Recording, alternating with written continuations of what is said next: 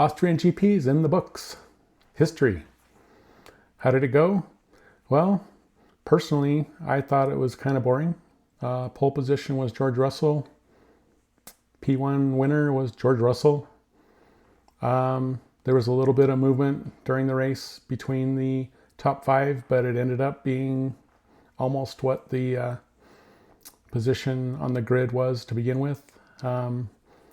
Number 2 was Max Verstappen. That was probably the only really surprise or a little bit of a blip of interesting was that Verstappen was able to move up from P5 to P2, and he ran a great race. Couldn't quite catch George in the end, but if there had been a few more laps, we might have had a race on our hands there.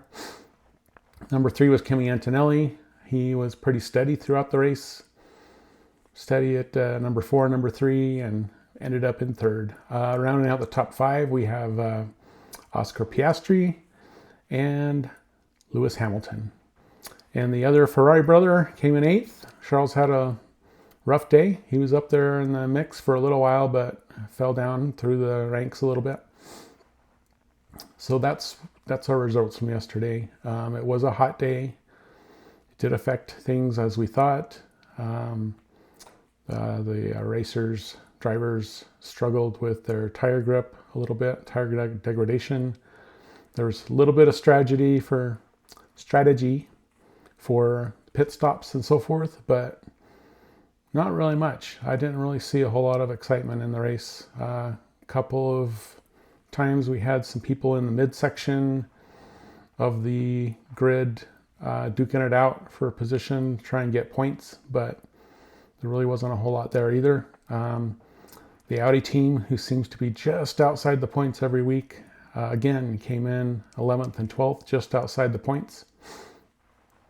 We didn't have really any crashes or any excitement that way, which is good. We don't have to have that, don't want to see that necessarily, but we only had one virtual safety car come out. That was for was that Sainz, I think? His car just kind of died and he coasted to the side, and they put a virtual safety car out until they could remove his car out of the way.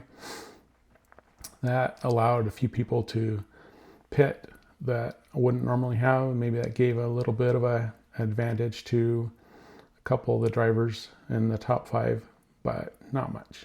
Things just kind of worked out the way it looked like they were going to. Anyway, that's the results. Our next race is in Silverstone in England.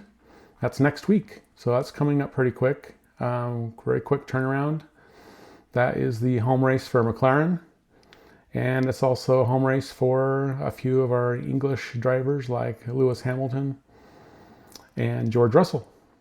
So that'll be good for them. They'll feel like they're home, maybe. Have some familiar food, familiar surroundings, some fans cheering for them. So that'll be great. We'll see if we have a good race. Anyway, it's time for me to box. Keep your tires warm, and this has been the F1 Minute.